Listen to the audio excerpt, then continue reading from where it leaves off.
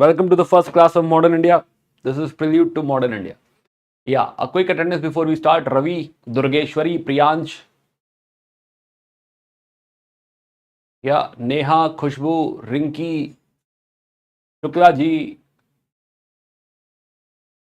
Okay, please confirm audio, video, all is fine. Yeah, Aniket on YouTube. Yeah, Buddhi Nagaraj. Okay, Deepali Srivastava, Megha, Amarnath, Madhu, Abhijit, Ram Kishore, Sanyog, Shukla. Okay, Ansh Lakhera. Okay, Sonam, Nancy, Adrija. Okay, and also if Pinnacle 1, 2, 3 all are there. Is any batch missing? Yeah, on YouTube we have. Okay, Deepali Srivastava. Okay, it is working fine. On YouTube we have Arya, Retro, UPSC aspirant, TNPSC Chitra, Mamidala Siddhartha, Utung, Nishi. Okay, Shaktavat, Sakshi. Oh, nice. Okay, great. Yeah. Yeah, Tinku. Yeah, all good, man. Thanks. Okay, Komal Preet Kaur, Suman. Okay, great. So this is the first class of Modern India, and this is also the first batch class for Pinnacle 3.0. Okay, so welcome to the discussion of Modern India. Hi, Abhishek Srivastava. Maybe you're not, if you don't know me, I'm core faculty PW OEIS, author and faculty for history and culture. I'm teaching for last 10 years, and you can read about me more from here. I've already taken one class, orientation class for Pinnacle 3.0. Pinnacle 2.0 is also here. Okay, great. Okay, also जो है otherwise there are some other videos on this particular channel, PW only IS English, right? And students are also live on PW only IS English. First two classes will also go on YouTube, right? More like a demo class. Okay, also this is a Telegram channel. You can join, you can scan this and join this Telegram channel where you can get all the PDF, etc. You can stay connected, right? And your call. If you are using Telegram, please feel free to join. Okay, so today we'll be talking about first basic thing is why do we study modern India, right? Why UPSC has added it and how importance this holds in the premise of UPSC CSE.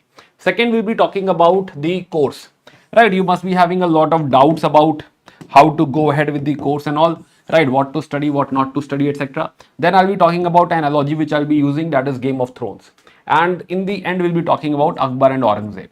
Right, na? So let's go ahead. So yeah, so first question is why history? Yeah. Second class, Pinnacle 3.0, second class, yes. Modern India, first class, right? And don't worry, first class. So now, history itself, why UPSC has added history to the syllabus? Reason is that history, it's very important to understand before you manage a district or before you take up any officer post. You must understand what is your story, what is the story of the society, what's the story of the country. So you should be aware about that, right? It should not be like you don't relate to the people. Yeah. This is not orientation strategy class. This is orientation only and only for modern India, right? And all discussion about modern India only and this particular course. Yesterday what we had discussed was about in general journey discussion, strategy for the whole UPSC CSE preparation. So Pinnacle 3.0, yes, this class is important, right? And very important. And also we'll start the discussion, the content discussion from here. So now, understand that it's very important. For example, if you go to a doctor, right, and you're having, let's say, a stomach ache or headache, doctor will ask you about what you had eaten in breakfast or what you had done earlier.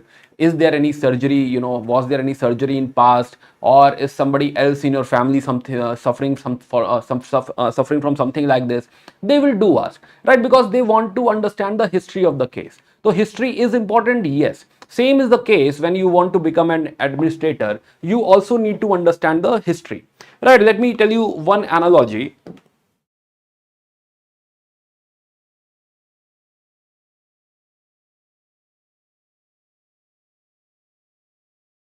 Yeah. This is theory of now. If you realize what we are experiencing right now is now. Right, and the only thing you can experience in your life is now. You can never ever experience future. Future is technically non-existent. Yeah, it is not real. It will come in future, but then it will become present. So future is actually a myth. It is non-existent. You will never ever be there in the future. Whenever you are there in future, it will be present only. So future is not existent. Yes. Same thing is past. Past has already passed, and it is also non-existent. But important thing is that yes, you have to plan for your future. You have to figure out, what future should be hold. Maybe you will not be able to control it, but you will try. Important thing is to strategize for future. Yeah. And what about past? Past is all about learning. Past is all about learning from your mistakes, learning from your achievements. And same is true for the country, for the society. What has happened in the past, whatever is happening right now, or whatever will happen in future, something similar has already happened in past. So we can take cue from it, we can learn from it. For example, if you are posted in a district which experiences cyclone, right, and you have to plan for cyclone. You have not seen cyclone ever, but district had a history of cyclones. Yes. Can you go through all those things, whatever was right in the past when previous cyclones came? Yes. So you can go through that history, and that will help you strategize, plan better for the future cyclones. Right? Same is true for all the senses. Whatever the case, it is always true. But the only thing, the real truth is be now. Whatever you do now will actually decide your future, right? So that is the thing ki, history is all about past. History is all about learning from your mistakes and learning from your achievements, how you achieved, what you did right, what you did wrong. So yeah, so that is the reason history is important. Yes.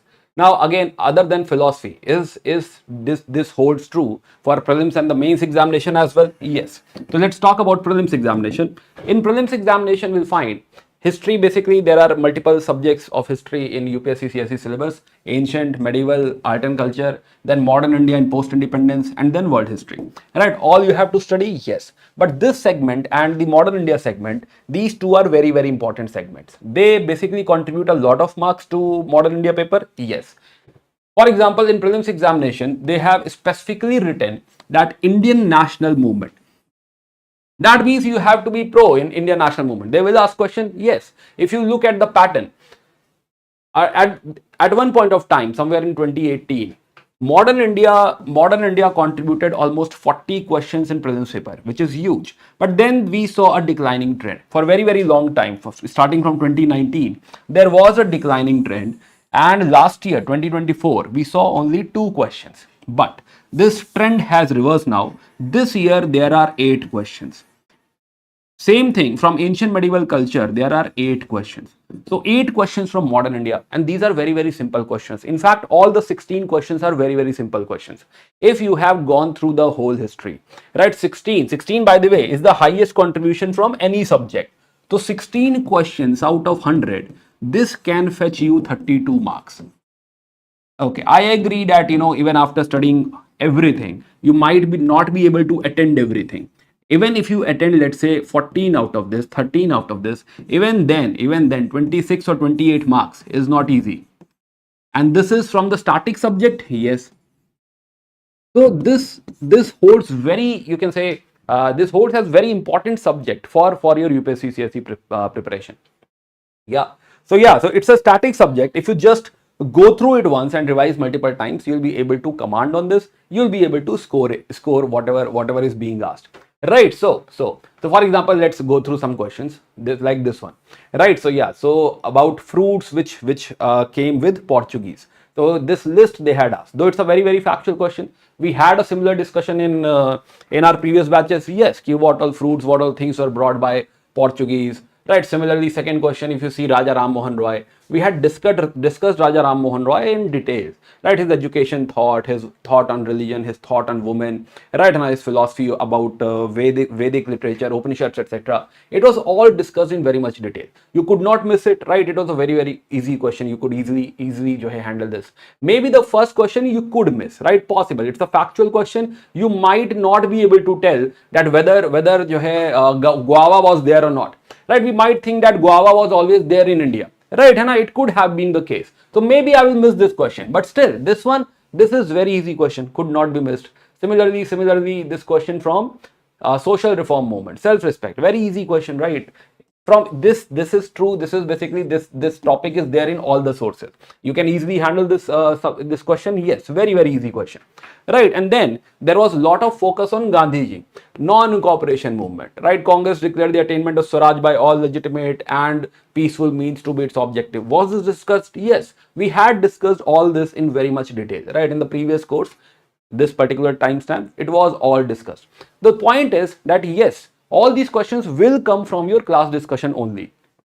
At least 80% will come in future. In future, at least 80% will come, 80 to 90%, whatever, right? We'll try maybe 100%, but still 80 to 90% questions will come from this class discussion only, right? So this is low hanging fruit. Modern India is a very low hanging fruit. You can easily score very high marks from modern India, ancient India, medieval. Culture is a bit tough, but yes, ancient, modern, very easily you can score. Medieval also you can very easily score, right? Similarly, one question again from non-cooperation movement, non-cooperation program, ki haan, you know, what all things are part of the non-cooperation program, right? Very simple, very easy question. Yes, it was all discussed. This is all basic, right? And we could not miss this. Similarly, again, one question was asked about who fought the Chauri Chaura incident. It was there. It was not in the class discussion directly, but I had given a PDF on, in the end, I had given a PDF on personalities, because all personalities could not be discussed in the class. So yes, I had given this note about Madan Mohan Malviya, and here it was discussed, here it was mentioned that he fought the case, right? Similarly, one more question is sedition has become my religion. There is a speech of Gandhi, right, and where he said that sedition has become my religion. This was which event, which incident? So yeah, so all these things were discussed in the class. Similarly this one, yeah, Gandhiji becoming social reformer, working on untouchability. It was well discussed in the class. Yes. So the point is, again, level of questions was not very high. It is easy to moderate. Second, if you had revised well, you will not miss it. Out of these 8 questions, all these 8 questions came from the classes or the PDF only. But the point is, maybe we will not be able to remember everything. Maybe we might miss 1 or 2 questions. Even then it's a high score.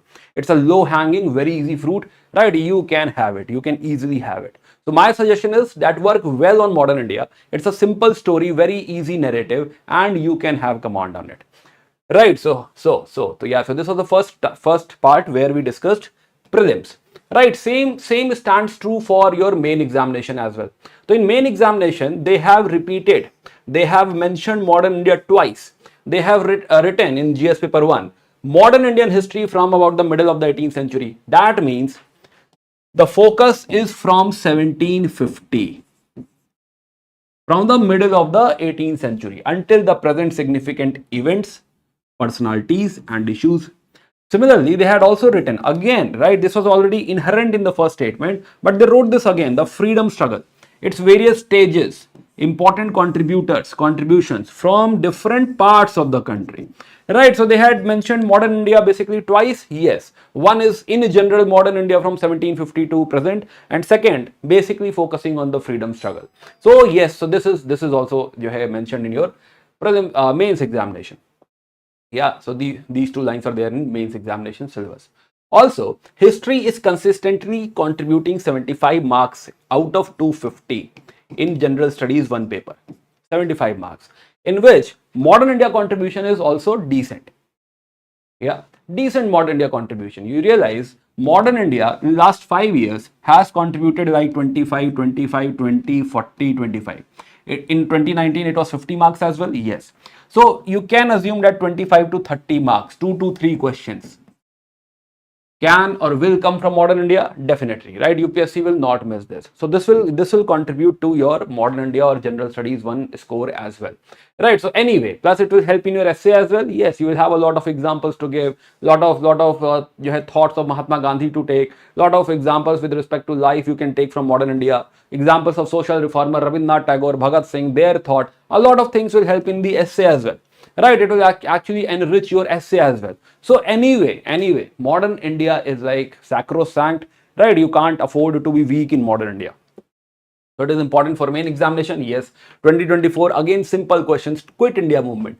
Right, what were the events that led to the Quit India movement? Point out its results. Simple, very, very simple question. We'll discuss this economy policies with respect to economy in so much detail. This is a very easy question. How far was the Industrial Revolution in England responsible for the decline of handicrafts and cottage industries in India? A very, very straightforward, simple question. So we'll be studying, we'll be talking about the economic policies, etc. Again, in prelims examination, maybe I'll miss one or two questions, right? If suppose if there are 15 questions next year, maybe 13 will come from notes, right? Maybe, but I will not miss the mains question. Mains 100% question will be from our discussion only. Will not be missing any mains question, right? So this will actually support you with the preparation. Modern India is very, very important. Yeah, is important and will create or basically make the foundation of your preparation. Okay, similarly in 2023 they had asked difference between philosophy of Mahatma Gandhi and Rabindranath Tagore, right? Tribals, how the British policies affected the tribals. Yeah, should I go slow, everyone? Okay, so now what we have established is importance of modern India. Yeah, now let's talk about the course. What are we going to do in the course? Yeah, are we all aligned till this part, everyone? Hello, hello.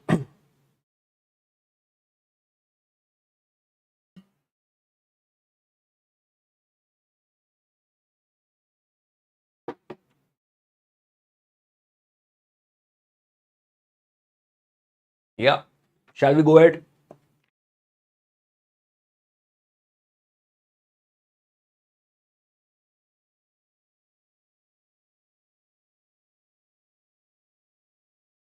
Yeah. Okay, fine. Okay, so now, so let me tell you something before we go ahead. Let's take this example. Assume that this girl is getting married, right? And let's say this is the case of your house, and the mother wants the son to understand something. She's telling his son that, son, we have a very limited budget, right? And we basically broke a FD, we figured out some money from here and there, and we have a very limited, very, very limited budget. Also, your father is, posted somewhere outside, maybe in America, right? And he is also not able to come and help. And since your sister is getting married, it is your responsibility to take care of lot of things, right? Now you need to manage, you need to distribute the invitation cards, etc. Right now everything you have to take up. And first thing is, I'm giving you a list, right? I want you to buy the lehenga of your sister, right? You need to buy the lehenga of your sister, right? So go to Aminabad or whichever market is closer to your house, right? Go to Aminabad or Hazratganj or something, figure out. And lehenga should not cost more than 20-25,000 rupees. That is something your mother has told you, and she gave you this shopping list which has lehenga. She also told ki they will have to gift a lot of, let's say, 4 or 5 sarees to the guest and all. Then there is a list of kurta pajamas as well, and then there are other things, spices to some vegetables, etc. So there is a list given to you. Suppose this is a real case and this happened with you. Yeah, in this whole scenario, what is the first thing you are going to do, right? Will you go to the market or will you mug up this shopping list?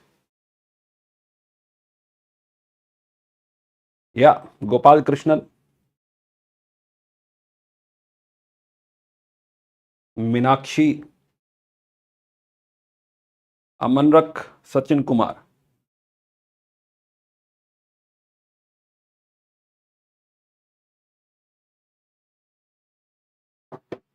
Yeah, I'm from Lucknow.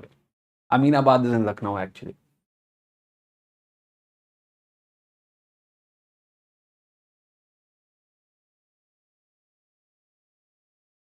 In this whole discussion, what I told you, what is more important? Is this context more important, or mugging up of this shopping list is more important? What is more important? It must have happened. You got a shopping list from your mother, right? And then you had to go to market and buy something. Do you ever mug up the shopping list? No, right, correct. So, this shopping list is of course important. I'm not saying this is not important, because eventually this is something we have to buy. But the context is important, right? I have a limited budget. I have to buy lehenga. 2-3 things are there in the mind. Maybe the list has 25 things, but 2-4 things I have there in my mind. I know which market to go, what shops to look for, and I have a budget in my mind. I also have my sister. I'll take sister with me, and then there will be focusing on what looks good on her, etc. Now, again, will I be asking the shopkeeper that how this gota got into the gota, you understand, right? Gota is decoration over lehenga. How this gota or the whatever decoration is there, how you did this decoration, right? Or how this lehenga, became pink. Do we focus on that? Do we ask? Is this important? How that lehenga became pink? Why, sir, it is not yellow? Yeah, very trivial. I understand, very trivial. But sometimes we do these trivial things, right? And we need to understand that it is trivial. Right? We will not ask. Right? No, exactly. We will not ask. We will never ask, because that is not something we are concerned about. We are concerned about that I need to get a lehenga which looks good on my sister, and it has to be in the budget. That is the only thing I'm focused about. Right? And that's the only thing I'm concerned about. So I'll not be asking how this became pink, how gota got into this, why only 5 gota, why not 10 gota. That is something I'm not going to do. Right? And so understand, in this whole story discussion, right, in this whole modern India narrative, there will be a lot of facts which are more like shopping list. Of course, they are important, right? But we don't have to mug it up. So facts will be there, right? And we'll be talking about a lot of facts. So definitely facts will be there. So the whole discussion will be facts and the context.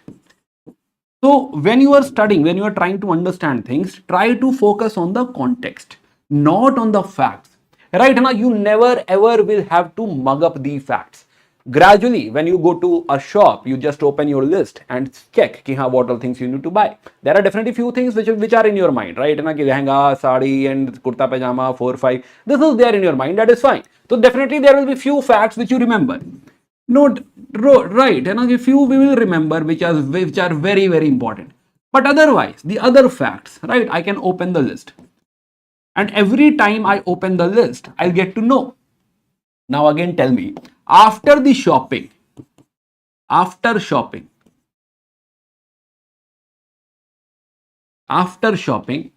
will I be pro in the list? Now I know all the things in the list or not?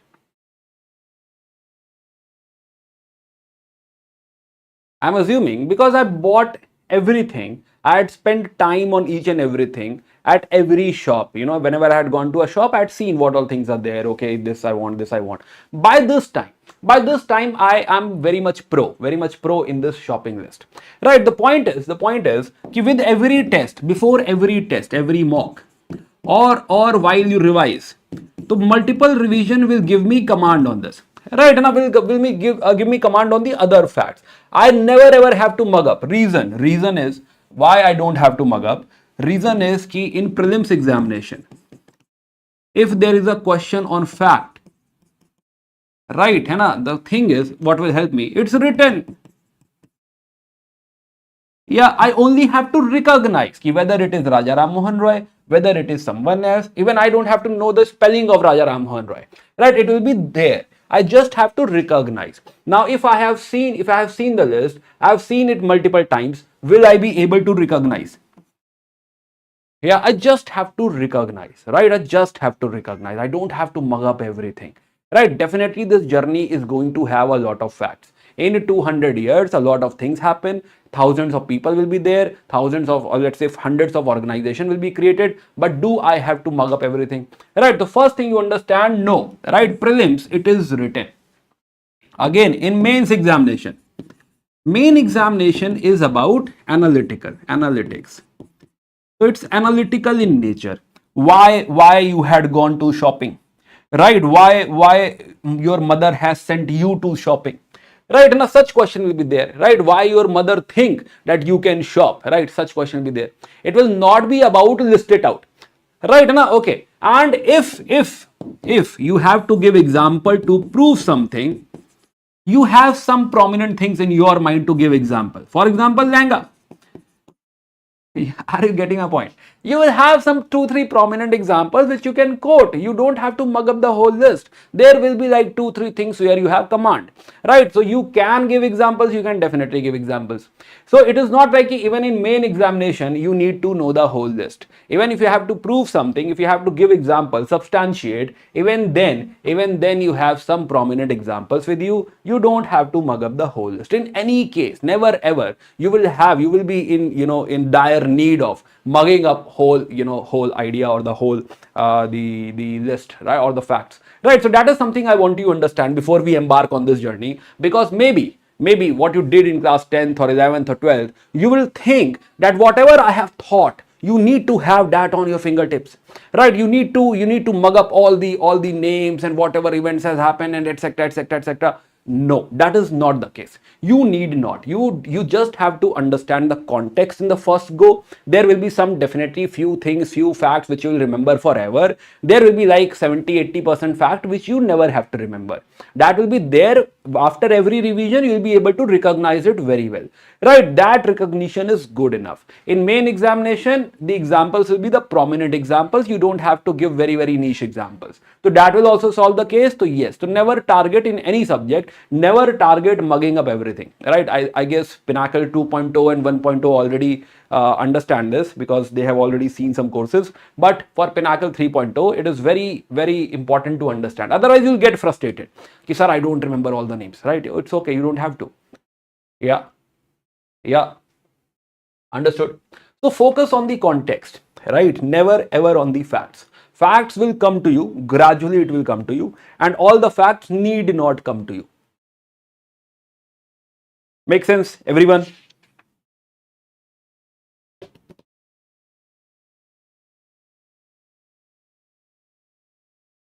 Yeah. Another thing, right? Another thing is, do not become a researcher. You don't care how that gota or that lehenga was built, right? And also similarly, how Gandhiji got to know this, right? We don't care, man, right? And how Gandhiji got to know this, how we got to know this, we don't care about that, right? This is a general study paper. We only need to understand what is there in modern India. How whatever way it is documented, we have to understand that. Do we have to research, sir, what he was thinking at that point of time? We don't care, man, right? Now whatever he must be thinking, that is not something which is point of discussion for us. Whatever has happened, right, we will discuss that. Of course, we'll have debates, we'll have analytical discussion, what is his point of view wherever it is required. But where it is not required, right, do not go in the research mode. Don't be a scientist in history, right? Now you just have to understand ki, okay, see, my point is that definitely, or my responsibility is to bring that logic in the subject, right? And the whole subject will become logical, chronological. You will understand the whole context and everything. Yes, right? And that is my guarantee, my responsibility. I'll do it. But again, you need to understand that you don't have to become a researcher. This is not an optional topic. So in every direction, in every dimension, sir, what Ambedkar ji was doing on this time, right now, we don't know, man, we don't care. Right now, it is not at all important. Whatever is important, how the event has flown, how this logic has developed, that is something we will focus upon. I hope you, because definitely there will be a lot of curiosity, right now, but we are not doing masters over here, right now, ki, haan, there is curiosity. Now let's have a debate and discussion. What you think about Ambedkar ji, what you think about jo hai Gandhi ji, right? That is immaterial, right? What I'm telling you, what I'm teaching you, just try to grasp that point, right? That's it. That's very straightforward. What I'm trying to make you understand, focus on that, grasp that, and that's it. I'm not saying don't ask questions, no doubts and all. I'm saying okay, that is fine, but just avoid becoming a researcher. Yeah, because we set wrong expectations from ourselves, I need to mug up everything and all, and then we set ourselves for the failure. That is not something that should happen. Okay, So now so let's talk about the course notes and everything. I know all the questions, and wait for it. Right, and so don't worry about it. Just listen to it. So now, so number of classes, total number of classes for modern India, because I'll be going for exhaustive discussion, event to event, person to person, everything. Right, so it will take time. We'll also do a lot of mains discussion. We'll actually we'll also go through all the PYQs, etc. And that is the reason. Ki haan, it will take some time. It is not a crash course. This is not a snack. Right, na ki haan, in 10-15 classes I'll make you free and you'll be happy. I also happy. Right, that is not something I'm going to do. Right, we'll have exhaustive discussion. In the end, we'll have year by year discussion. Ki what is happening in this year, then what happened in this year, then what happened. That granular will go. Right, so I have already designed the whole course in a very granular manner. So you don't have to research anymore. Just grasp that much. If you grasp that much what I'm telling you, you'll be able to answer everything, whatever you want. Right, so number of classes, yes, 40. Anyway, it's going to be a long journey, and that is the reason I'm setting up this expectation. Yeah, now how to make notes. Now again think of that story. If I have to tell that, you know, this event, think about this again. Right, now we could have taken this note. Now what is important from here? Do I have to dictate ki there was a mother called his son and told her son that this, the whole story, right? And then I tell you the whole shopping list ki haan, you know, this number 1, number 2, etc. This does not make sense. Right, now we just want to understand that yes, there was a discussion between mother and son, and this we will remember. Story we will not forget. Right, context we will not forget. Context is not the problem. Problem is this. Right, problem is facts. So what we'll do, we'll take notes of the points, take notes of the event, right? Dictating the whole story is useless in history. This does not work in history. So in history, dictation does not work, right? Until then, unless we are talking about some mains and all, mains discussion and all, until then, this dictation does not work. It is useless. Telling you the story ki then Gandhi ji has gone to Shimla, right? Then Shimla, he did a rickshaw. Then via rickshaw he had gone to jo hai Viceroy, right? This is all useless. This is time pass. So let's not do any time pass. As I said already, this course is going to be very exhaustive. We'll be focusing upon what all events happened in what manner. So we'll be making timelines, right? Let me show you timeline. Like this one, right? And now this is my handwriting. Of course, this looks very bad, but I have made this for myself, right? Now, so we'll be making such timeline. Okay, and nobody is able to, you know, understand this philosophy in this timeline in the world except me, right? Because I wrote this. It is my handwriting. Same you have to do. So now I understand if I have to study Mysore War, Anglo-Mysore War. 1761, Hyder became de facto ruler. Okay, great. Right now, 1764, he's having some fight versus Marathas. 1766, Nizam also, you know, jo hai, had a treaty with East India Company. And then 1767 to 1769, this is first battle. First treaty is Treaty of Madras. Okay, because context I already know. Story I know already, ki haan, why they were fighting, etc. I just have to plot the events. So that I remember, acha, first treaty was Treaty of Madras, somewhere 67, 69, etc. Right, second treaty is Treaty of Mangalore, something like that. Right, so I will be very easily able to revise because this is more like coding for myself. Right, I had written it for myself. This is something you need to do in your copy.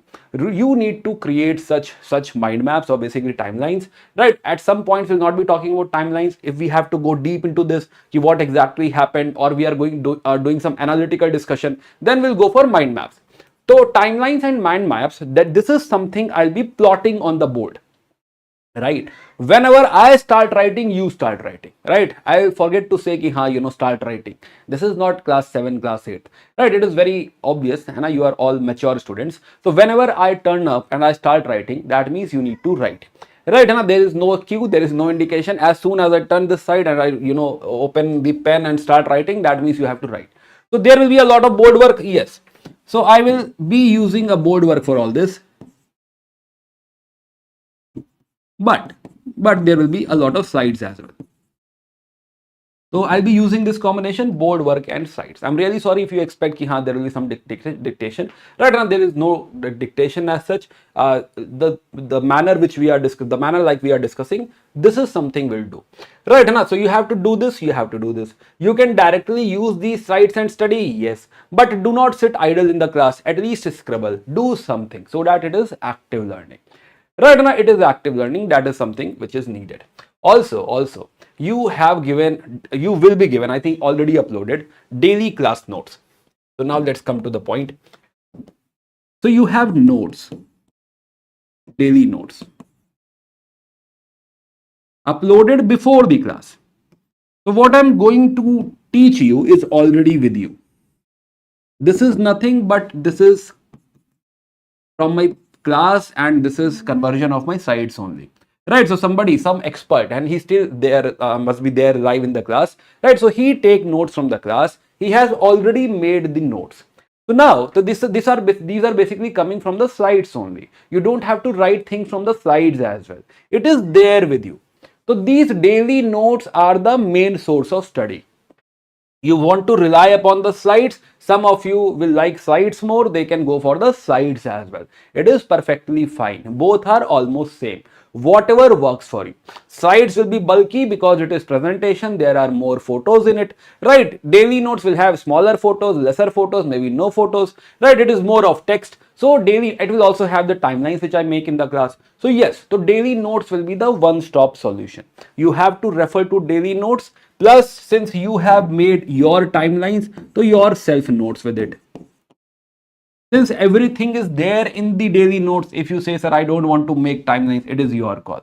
My recommendation is make timelines. You will have better control, better command. It is your timelines. Do not sit idle in the class. So daily notes plus your own notes, this is something you have to study from. Other than this, totally nothing. You have to study nothing other than this, right? So this will be more than enough. You will not be able to consume maybe fully this only, right? The daily notes and self notes. So basically your target is to consume this much. If you can consume this much, you will be able to answer any question of prelims examination and mains examination, right? So the daily notes and self notes, this is the only one stop solution for this, solution for modern India. Yes. Other than this, anything is required? Yes. No. Right, so now if you want to add something to it, right, sir, I want to have structured content, I want to read a book, then you have UPSC wala.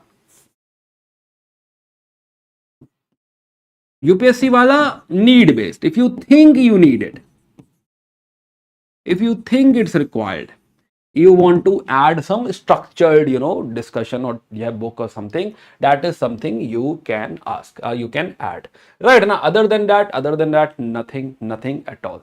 Now a question comes, sir, NCRT, right? Okay, so let's talk about NCRTs. One by one we'll be talking about. So NCRTs are awesome, right? These are amazing books, very well written, very structured. It will give you a very good foundation. These are amazing for foundation. These are amazing for basics. But whatever is important is already included in your discussion. I will be discussing those things as well. Yes, I'm not an NCRT teacher, but definitely there are a lot of things which are very good in NCRT. I've already extracted that. So I will be teaching that part in your discussion. For example, tribal part and all, a lot of topics are there, right? Tribal discussion is amazing in NCRTs. So whatever is very important, or I believed ki, this could be taken in the class, I have already taken, I have already added. If you still want to study this, you can. I'm not saying that you don't have to study NCRTs and all. It is your call. But in the end, your time is very precious, right? The whole purpose of coming to PW or studying from me is that I need to save your time. So yes, so I basically protect you from wasting your time from any over anything. So yeah, so NCRTs, it is good if you have extra time, if you want to invest it, right now you can. I'm not saying you should not read NCRTs, you can. But is it required? It will not be required. I'll be taking up, right, the classes. So you will have to attend the class, and classes will be from basics to advanced.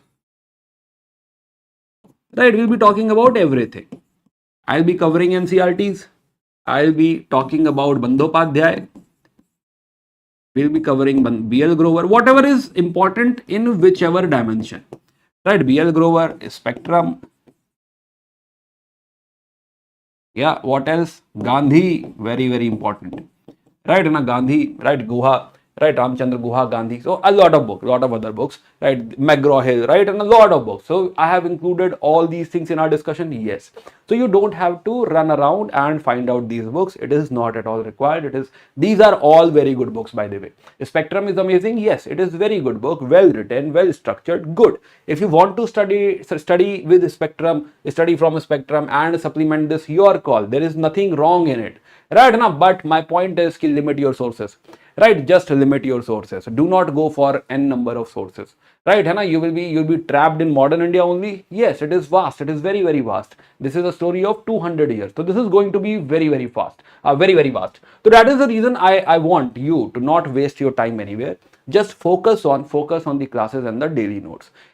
From my side, you are free to explore any book you want, right? These are all amazing books.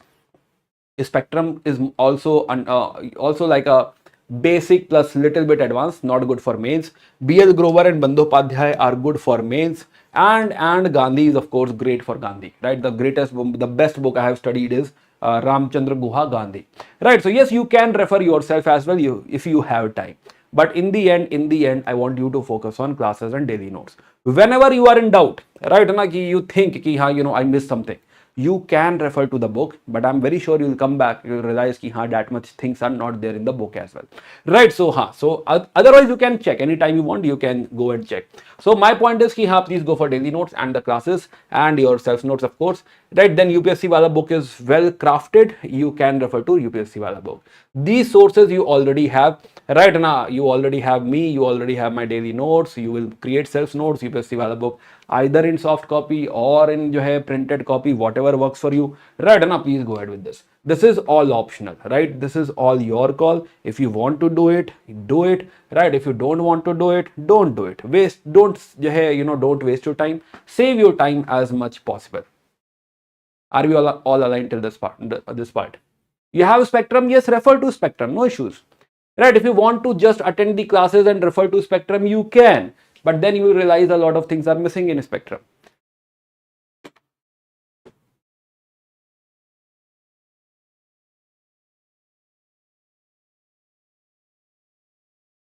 Yeah.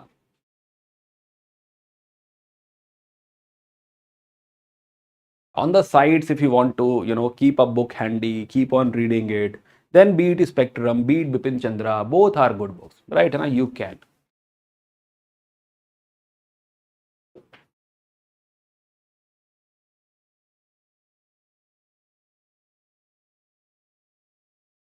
Yeah. Okay. So I hope content wise we are clear now. So yes. So major sources of discussion, as I already told you, Spectrum, Bandyopadhyay, B.L. Grover, Bipin Chandra, McGraw-Hill, right? I have referred a lot of notes from graduation as well. NCRTs are like, I started creating notes from NCRTs only, right? And then other online sources. There are a lot of online, you can say, references as well. So yes, so this is how this whole curriculum was created. This we have already discussed. NCRTs, as I said, yes, your call if you want to study. Again, there are new NCRTs coming in, right? There will be one more line in the next batch. The new NCRTs, right? The new NCRTs, and one more new will be there. So yeah, so you have new NCRTs, whatever you want to refer, you can. Right, reference books we have already discussed. Doubts, we will have one set of doubt we'll discuss after every topic. Whatever I have taught, I'll ask that, are we all aligned? Do you understand this? Right, that is something we'll do. Yeah. Can we have skip some 2 or 3 finger size pages outside or downside of every pages? Rituraj. So Ritu is asking, should we skip some 2-3 lines on the top and the bottom? Right, man, whatever you want to do. It's your notes. Nobody is going to check it. Right, don't worry. I will never ever ask you to submit your notes and then we will evaluate your notes. No, you have to study from it. Whatever you want to make, however you want to make, right? You want to keep it dirty, you want to make it very clean, you want to use iPad for making timelines, right? A lot of students do that, right? They show me ki, sir, I have created the whole timeline on the iPad, right? Or one of my students has created a website on this, right? And a website in the sense that is still, he has used Figma or something, not the real website, and on that he has created the whole timeline. Sir, I revised just by scrolling, right? I just scroll the timeline and it's all there. Great. Okay, so you can do whatever you want, right? And it's your call. So yeah, so doubts, as I said, ki haan, after the classes, one is during the class we'll have a discussion, then after the classes, we also will have a doubt discussion. Whatever you want to ask, you can, but don't ask ki sir ye gota jo hai yahan kyun laga hai, right na, why only 5 gotas, why it is red, why it is yellow, right na, that is not something required. Don't become a researcher or scientist in history. PYQs, yes, we'll be discussing all the prelims PYQs, and we'll be discussing mains PYQs as well.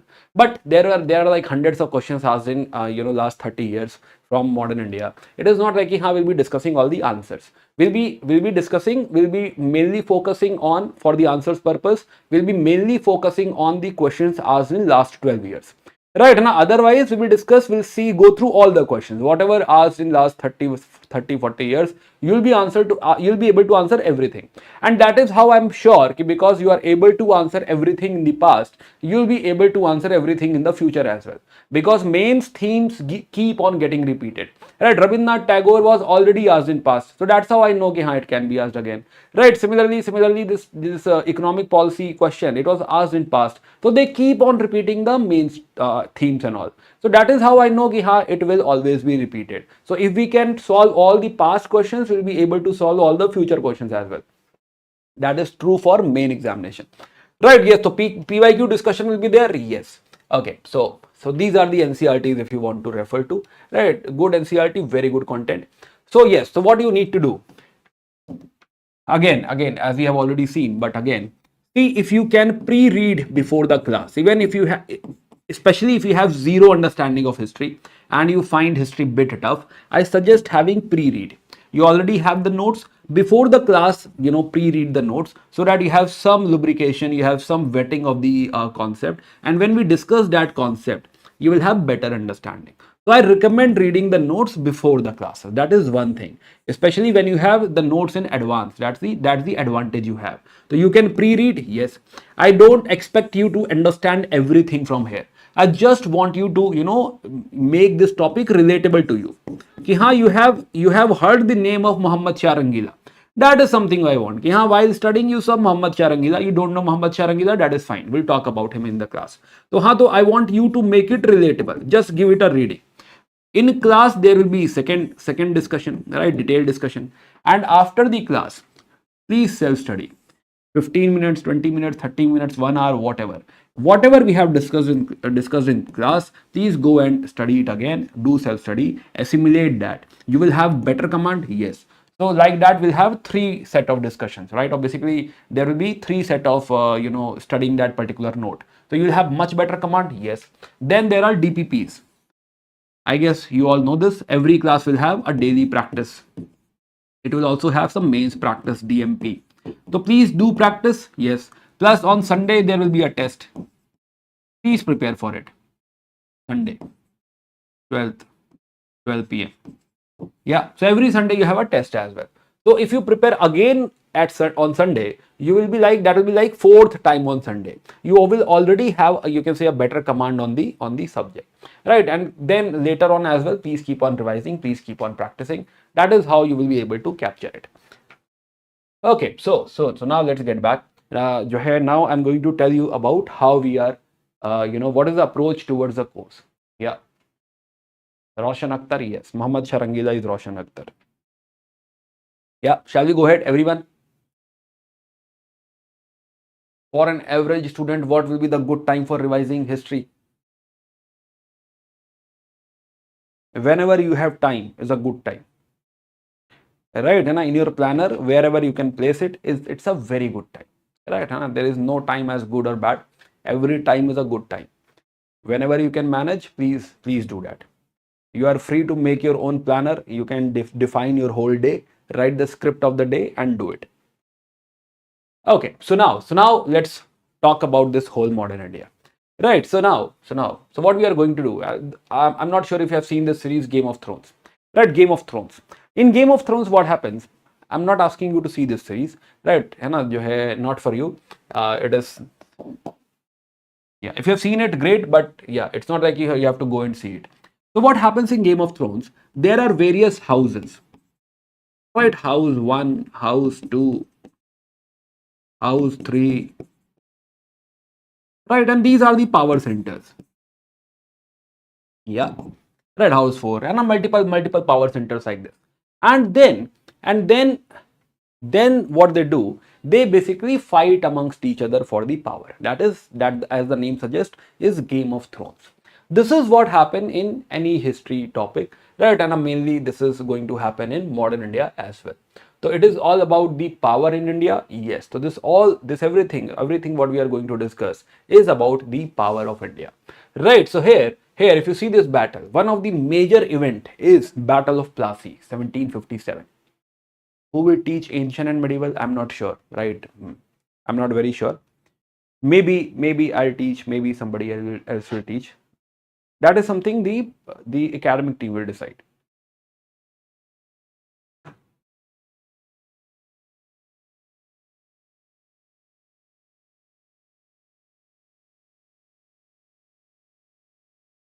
Yeah, yeah. So Battle of Plassey. So Battle of Plassey 1757. Now in this Battle of Plassey, we find that there are some Indian rulers or kings or somebody is there, we don't know, right? And they are offering or they're welcoming someone who does not look Indian, right? They are Europeans, yes. So they look like some Europeans are there. Yeah, and there are some Indian rulers. Yes, there are some Indian rulers or agents, whatever. Right. So, how this happened in 1757? A very important battle. This is assumed that, or this is this is basically considered as the turning point in India. That 1757 is the turning point for India. The East India Company started to rise. Now, who is East India Company? We don't know, right? These rulers and all also we don't know. So in 1757, something happened, and that is Battle of Plassey. And this East India Company, right? We don't know it yet, right? I'm just showing you something, right? We'll then define it. So yeah, so this East India Company, some British East India Company, will start to rise from here. This is rise of British East India Company. And gradually it will be able to control whole of India. Right now, everything, whole of India will come under the control of East India Company. Yes. So till 1857, till the point will try to you can say resist them, try to stop them. Till 1857, we'll say that this is season one. Technically, it is company rule, but we don't care, right? And it's okay, right? We'll come back to it why it is called company rule and all, right? But season one, this is season one. So starting from 1707 till 1857 is season one for us, and from 1857 and till 1947 is season two for us. Of course, season two is more important, but still. So we'll be spending like 55% of the time in season two. We'll be spending some 45% time in the season one. That is about the course. Right, and now let's come back. So here, what is going to happen now? Now what we are observing, that there is some private company defeating some Indian ruler. This is something we can understand. We can make out from the picture. There is some European company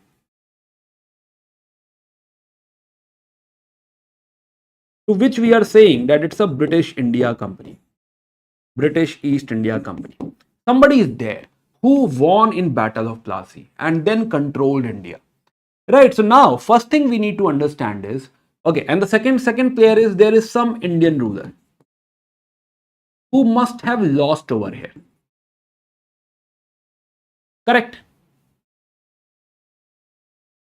Yeah, correct.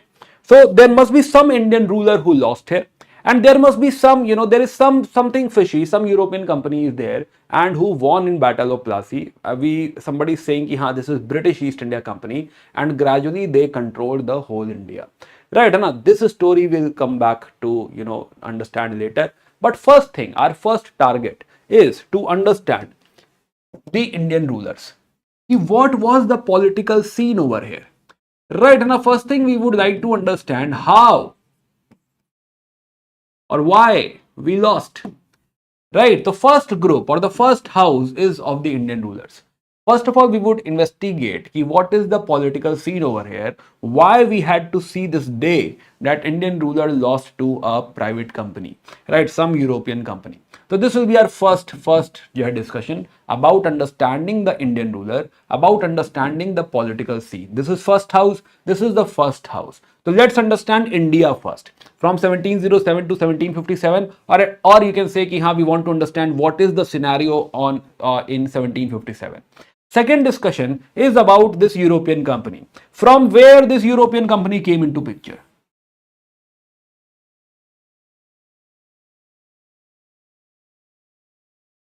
Yeah. So first discussion is about these Indian rulers, how we had to see that day, right? Now why it really happened, why we lost. And the second discussion is about the European company, from where it is coming, from where, why, and how many.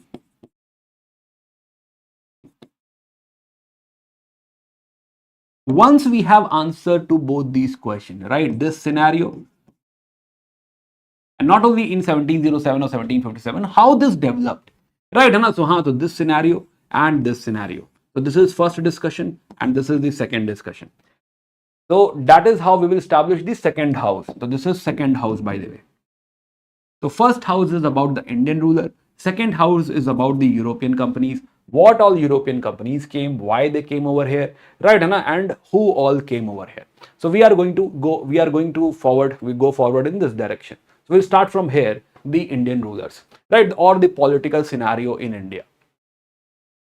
Yeah. Company rule is given from 1773 to 1857. Yes, it's okay. Right, we'll come to that technicality, don't worry.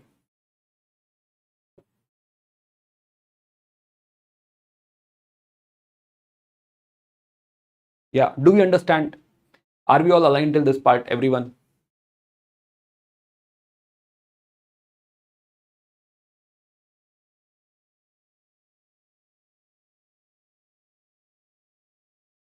Yeah, shall we go ahead?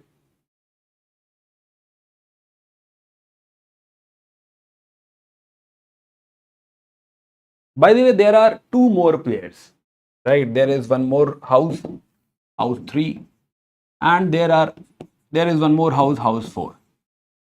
But they are not the matter of concern today. Let's understand the house 1 first, the Indian rulers, right? Okay. So now, we'll realize, so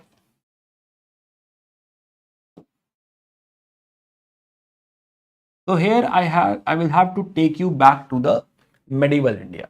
Technically, modern India starts from 1707, right? But before this, I have to understand the political scenario. So I have to go back and see what was happening before 1707. Before 1707, there were Mughals. Yeah, Mughals, or the mighty Mughals, or the great Mughals. So yeah, the Mughals. So Mughals were there. So I'll have to take you to the Mughal Sultanate, right? And what is happening in the Mughal Empire, right? Mughal. So Mughal Empire. So Mughal Empire somewhere started from 1526 when Babur came into picture, right? You don't have to see. We'll study medieval Mughal Empire in medieval India. Today discussion is not the Mughal Empire as such. Today the discussion is about what was in general happening in the Mughal Empire, right? So try to understand the discussion. It is not about we have to study the whole Mughal Empire today. It is like we need to understand what is happening in the Mughal Empire, or what are the main key events in the Mughal Empire. So Babur came into picture in 1526. Babur. So from Central Asia he had come. He defeated Ibrahim Lodi, previous ruler, in 1526. But was he able to establish a very big empire? No, he was not.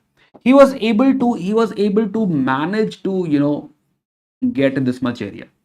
That's it. So let me show you his empire. So if you realize what Babur had left, Babur had left only this much, right, till Lahore, and some claim on Delhi. That's it. Same thing again. In fact, Humayun, his son Humayun, left everything or lost everything. It is basically the Mughal emperor Akbar who will actually establish a very, very strong empire. So Akbar was able to create a very big empire. This whole empire is actually of Akbar. Akbar was able to do this.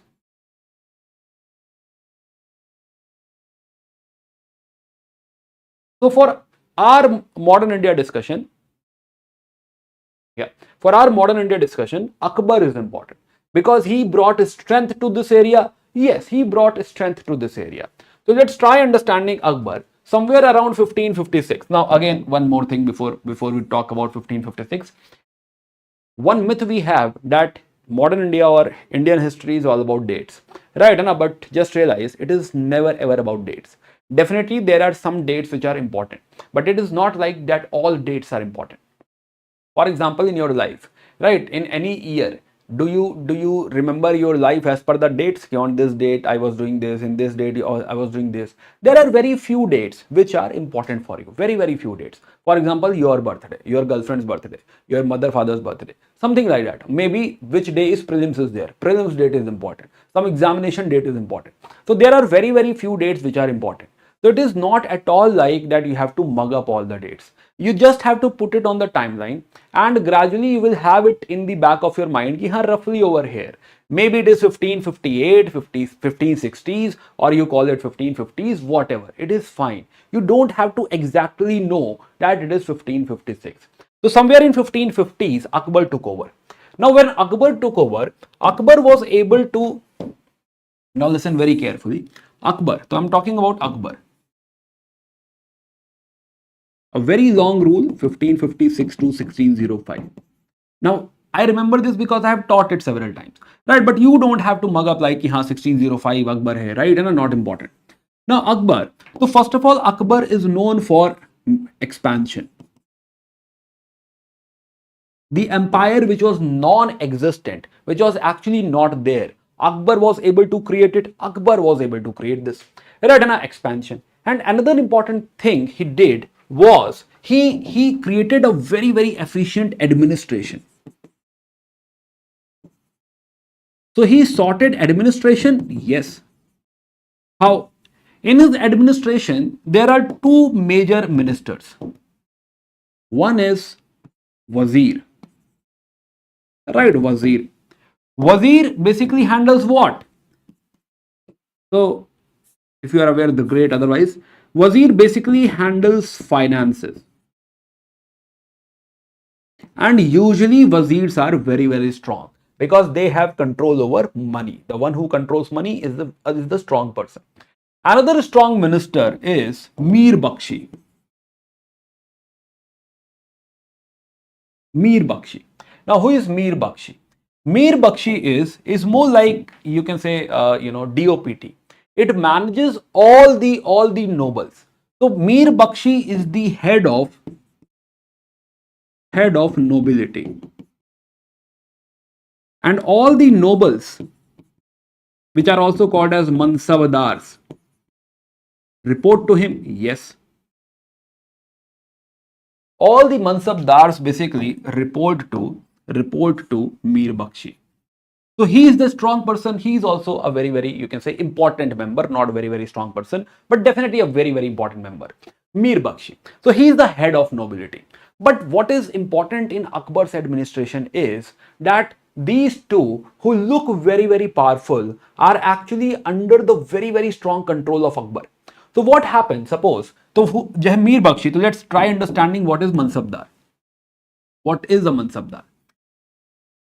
Mansabdar is actually, or noble, is actually, in today's understanding, we say that he is a government officer, like your DM, like IPS, someone like that, right? And a very powerful government officer is called as Mansabdar. It started from military department, so mainly it was meant for the military department. These are the military officers. But gradually this became so popular, this became so important, that even the civil officers were termed as Mansabdars. Right, so basically it started with the military administration, military department and all, but later on, even the painter, Right, now painter has nothing to do with military, no army or nothing. Even a painter will be given some mansabdari. Right, now Tansen is the great singer. Right, even he was a mansabdar. So mansabdari is more like, mansabdari is also about a status. Right, that I am a mansabdar, I am a government officer.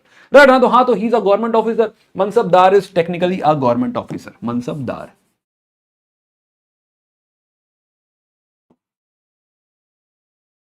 So how this post was created, let's understand. So Mansabdar basically has a rank. One rank is called as Zat rank. Zat rank. This is more about his personal status.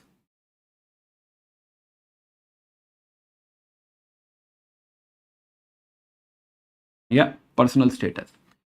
For example, if you are aware about this, there is a concept of grade pay, right? Grade pay. Suppose you become an IPS officer tomorrow, or let's say DM tomorrow, you will be like, I have a grade pay of let's say 8400. Yeah, so this grade pay concept, now we don't use it by the way, but till 2006, I guess it was very popular. So for example, you are an IPS officer, so you will belong to some grade pay. Grade pay of 6400, let's say, or 8400. By the way, this grade pay is true for the clerks as well. For example, if there is a your staff, a clerk, even he will be having some grade pay. For example, let's say 1800 grade pay, 2800 grade pay, etc., etc. If you have seen SSC notification, they tell you ki this position is for this much grade pay. This position of let's say accountant is for this much grade pay. The double AO is basically this much grade pay. So grade pay is like there is a number, right? Ki what number you are coming. Staff will be at a lower number, and your grade A officer, let's say your IS officer or DMs or the department heads, they will be like above let's say I think 4800 or 5400. They are the officers. Now, so this 8400 first of all defines hierarchy. How senior you are. Right, you are joining at 8400 grade pay. You are a very senior person. Another thing is that this 8400 will also decide your salary. There will be some factor DAPA will be applied over it, and the multiples will be like you have a salary of let's say 2 lakh rupees, something like that. So this talks about hierarchy, how senior you are. This also talks about what is your salary. Same thing is applicable in this Zat rank. Zat rank will be having a number. For example, let's say 500. It can start from 10, it can go till 5000 or 7000, 8000. So there is a whole graduated scale. Starting from 10, it can go till 5000. Highest in Akbar time was 7000. It can go even till 8000. Yeah, depends on the mood of the king, right? So yeah, so Zat. So suppose you are given a rank of 500. That means this defines your status, how much senior you are. This also defines your salary. Status I had already written. Additionally, it also defines salary. How much salary this particular mansabdar will be having. Second important thing is, yeah, so this is one rank. He will also be given one more rank because idea is military. So if this is a military officer, it is his responsibility to take care of a regiment. So another rank he will be given is Sawar rank. Sawar rank, let's say, Sawar rank cannot be more than Zat rank. It has to be either equal or less. So let's say he has a Sawar rank of 300. That means he will have a regiment of 300 soldiers. So this is his army. He will be commanding this army of 300. Accordingly, there will be horses. Yes, there will be horses as well. There will be equipments as well. So he will be commanding this army. The Mansabdar is supposed to, a rank of 300, Sawar Mansabdar is supposed to, minimum of, right? So basically he has to maintain this army of 300. Yes, this number can go maximum till 500. Suppose if this is a civil, Do we understand this till this point, everyone? Zat rank and Sawar rank. So there are two types of rank. Yes, Zat and Sawar.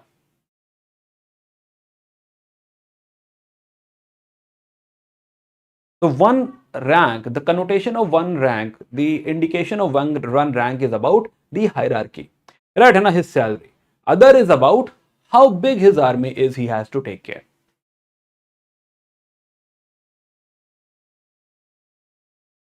Yeah, understood.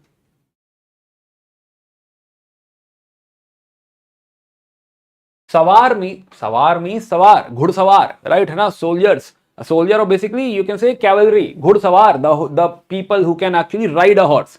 So sawar is 300, so there should be 300 sawar in his army. 300 ghudsavar, horse riders should be there in his army. Right, maximum, that is his capability. His capability is 500. Maximum sawar he can handle is 300. Yeah. Suppose if there is a civil officer, like Tansen, who is always singing, busy singing. What he will do with the army? He will say, keep my Sawar rank to 0. Right, I don't want any army. Or 2%, give me 2%, that's it. Right, that's it. Or maybe 5 or 10. I don't need one. There is some painter, Daswant. Daswant will say, no, I don't need anybody. Right, and give me 0. So for a civil rank, it may be 0 as well. I don't need any Sawar. But if it is a military person, then he will be like, boasting that I have 300 sawars, I have 1000 sawars, right? So they will be boasting, they will be comparing. So one mansabdar will say, I have some 300 sawar. Other will say, my rank is 5000, I have 5000 sawar. What about that? Right? So something like that. So that will be matter of, you can say, pride, I have 300 sawar, my rank is 500, Zat rank is 500. That is basically, they will flaunt about. So that is how they have multiple mansabdar. So maximum mansabdar Akbar will be able to hold will be roughly, mansabdar is some 1800 mansabdars he had hired. And think about these 1800 mansabdars. These will be having their armies as well. A very huge army, very huge army. And that is how we can say that what Akbar created was more or less like a war state. These are very, very able commanders. Yes, they were able to expand, they were able to attack, they were able to defend. And that is how he will be able to expand. Very, very important thing. Another important thing about this is how, okay, so this is a good concept, but why, what makes this, a USP? How come Akbar becomes very, very strong? Right, so now let's understand. Suppose you are being hired. Let's say Ansh Lakhera is being hired as a Mansabdar. Now this Mir Bakshi can only propose the name of Ansh Lakhera to Akbar and will give Aadhaar card, passport and his experiences wherever he has fought, etc. to Akbar. It is the responsibility of Akbar to basically figure it out. He will go through the file and understand, yes, Ansh Lakhera looks good, call him, I want to talk to him. And he will personally interview, there will be PI, the personal interview by Akbar. Akbar will keep his hand on the shoulder of Ansh Lakhera, will be like, I have a lot of expectations from you. I believe that one day you'll do great, right? You'll be today, I'm giving you Mansabdari of, let's say, 500. But I believe one day you will become a Mansabdar of 5000. What a person you are. You'll do amazing. Go ahead.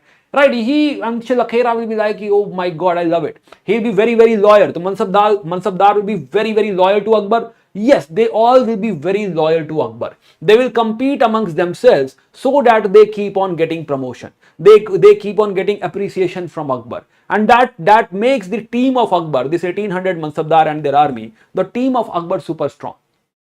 Now, one more concept is of Jagirdari. So, suppose Akbar called you for the interview and he said that, this Mansabdar should be given, let's say, a salary of 5 lakh rupees. Okay, so let's talk about that. So, assume Akbar decided that a particular noble has to be given. Let's continue here only.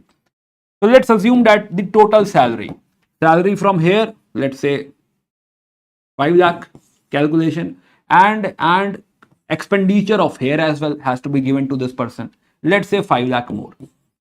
So total payment this Mansabdar has to get is 10 lakh rupees. So now Akbar will call Wazir. He will tell Wazir that I have already decided this particular person has to be given 10 lakh rupees as per the calculation. Tell me how you want to give the salary. Yeah. So now the Wazir will propose ki, sir, there is a land, for example, let's say Awadh, Lucknow. So there is a land, Awadh. Awadh has revenue of land revenue. Land revenue, understand? Lagan. So Lagan of 10 lakh rupees. 10 lakh. Let us give this assignment of Awadh to this particular Mansabdar. Now it is his responsibility to get this revenue collected, and in return he will get 10 lakh rupees. So now this Mansabdar will get the Jagir of Awadh, and the revenue of Awadh will go to this Mansabdar. So this Mansabdar might also become Jagirdar.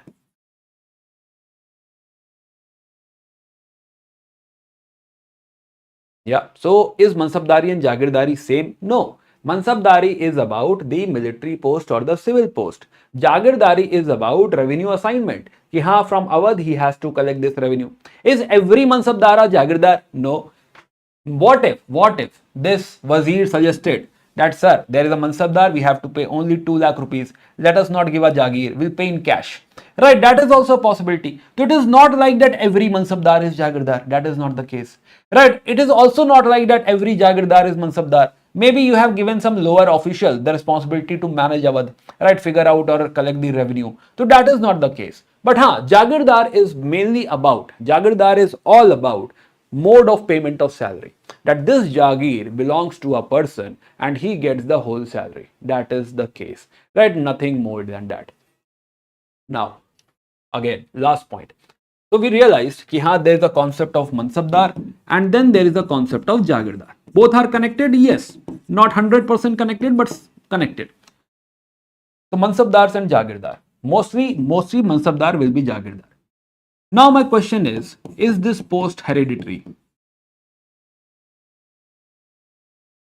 Are these things, especially Jagirdari, transferable?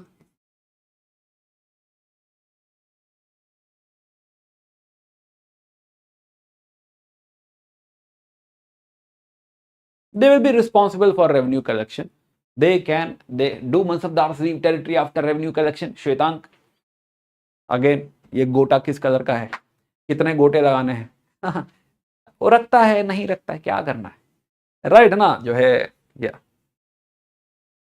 but yes, they can leave, they can go for war, they can go anywhere, it is transferable, yes, it can be taken back, yes, right na? So yes, so hereditary, no, of course it cannot be hereditary. You will not become an IS officer who is hereditary, right? It is not like your son will also become an IS officer or your daughter will become an IS officer. So this post is also not hereditary. Yeah, one thing. Second thing is you can be fired as well. Suppose you had gone for a war and you ran away, you fled, you will be fired. Maybe you will not only be fired, right? You will be asked for the resignation and maybe also asked for the head. Ki haan, Akbar will say, I need your head as well. That is also a possibility. So of course, this is not hereditary. You can be suspended, you can be fired, and this Jagirdari is transferable. Right now, it can be given to somebody else as well for the management. So it is not something that it is given to you, now it will always stay with you forever. That is not the case. Right, I hope you got the point. Now, since this Mansabdari was paid very, very well, and that is the reason this Mansabdari will attract a lot of foreigners as well. So lot of foreigners will be attracted, the best talent of the country, right? So we will have Mansabdar who are Rajputs. Let's not talk about Rajputs, we'll come back to it. But people will come from Iran to become Mansabdar. People will come from Afghan and become Mansabdar. People will come from Turan and Turani tribe, basically, not Turan. So Turan to become Mansabdar. So Irani, Afghani, Turani, Hindustani, a lot of people will basically, this is nothing but like UPSC examination. The best talent is coming for becoming Mansabdar. Now, why he was able to expand so well? Now let's come to one more point. Suppose Akbar defeated a king in Rajasthan, some Rajput king. Or let's say he defeated someone in Malwa. Malwa bole to Ujjain. Right na, Ujjain. Right na, to Malwa.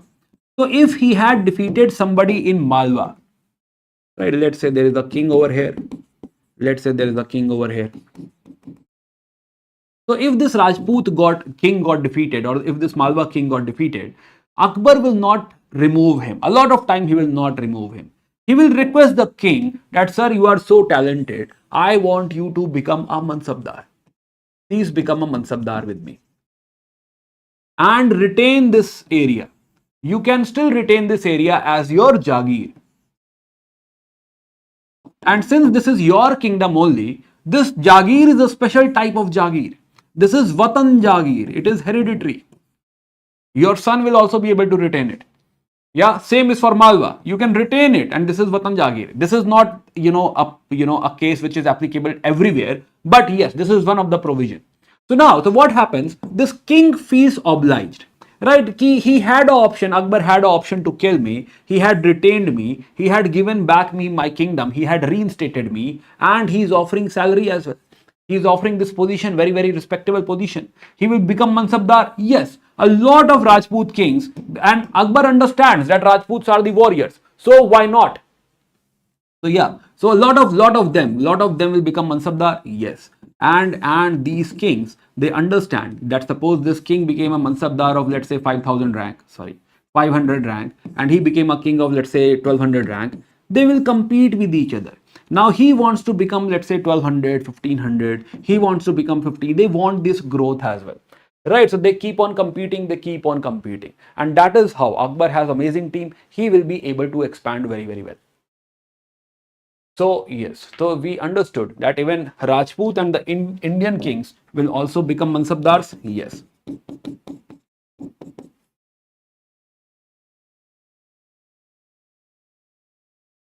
Yeah. Also, Akbar was religiously tolerant.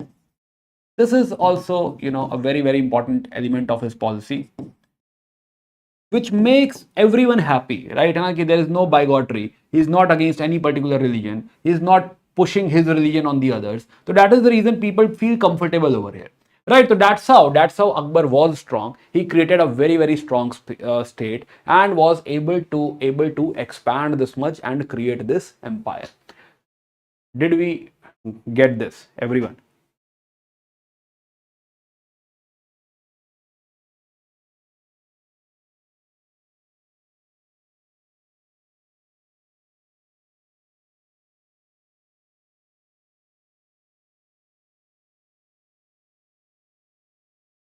Yeah.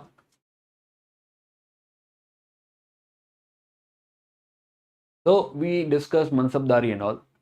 Now let's come to Aurangzeb. Before Aurangzeb, one more thing.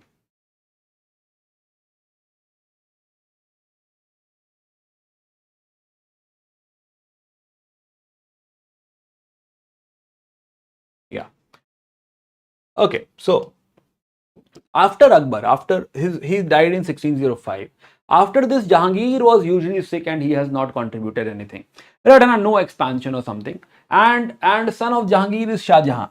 Shah Jahan is an architect, and he is fond of construction. He made Taj Mahal, Lal Killa, so many things. So they might look very beautiful, but the point is this led to decline in economy. Yeah, and this became problem for his son Aurangzeb. So Aurangzeb took over in 1658. Now Aurangzeb, what he took over? Yeah, what he took over, we realize yes, he was able to expand and create this territorial climax. He had came south and expanded into this whole area. So he has the biggest kingdom. But still this kingdom is not as strong what Akbar had or what he had created. The most important part, most important element of this thing is that the economy is declining. His father had spent a lot of money. Now, because since he had spent a lot of money, this led to his attitude change. Right, he became a bigoted, religiously bigoted. He was not at all a religious tolerant person like Akbar was. And then a lot of enemies, a lot of challenges will be there. A lot of revolts will be there. So he'll be facing three major revolts. One by six.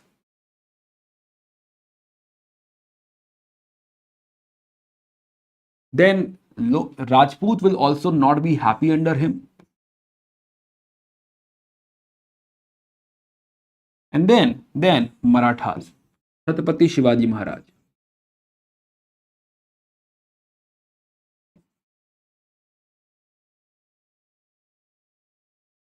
There are other challenges as well. For example, Jats. Jats were the peasants, and because of his oppression, they had also revolted. Yes. So we'll have to stop here today. We'll continue from here tomorrow. Right, Anna? So I'll take up doubts and all. I guess you have one more session or something. So yeah. So we'll talk about this tomorrow. Right. Few things I have to tell over here, and that's it. Not much about Aurangzeb. Main thing I wanted you to know was Mansabdari and how this was a strong state, and how this is going towards weakness, how this all decline is going to happen, and eventually we'll have a broken state. We'll come back to this. We'll start discussion from here tomorrow. Right, Anna? Meanwhile, if there is any doubt on YouTube, we'll stop at YouTube first. Yeah, okay, great. Yeah, so we'll have a doubt discussion. If there is any issue or something, any doubt or something, let's discuss, and then we'll continue from here tomorrow.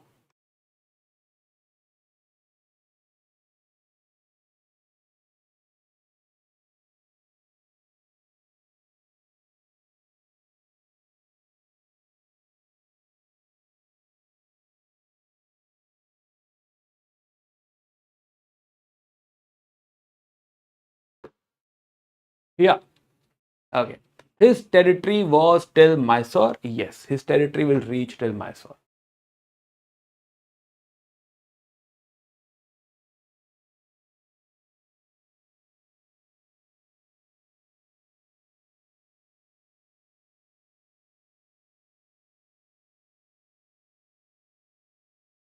Just a second. Yeah, okay. So let's have a doubt discussion. Anything else? This is just today is more like I'm building up, because again there will be terms like mansabdari and all in discussion of later Mughals, and that is the reason we have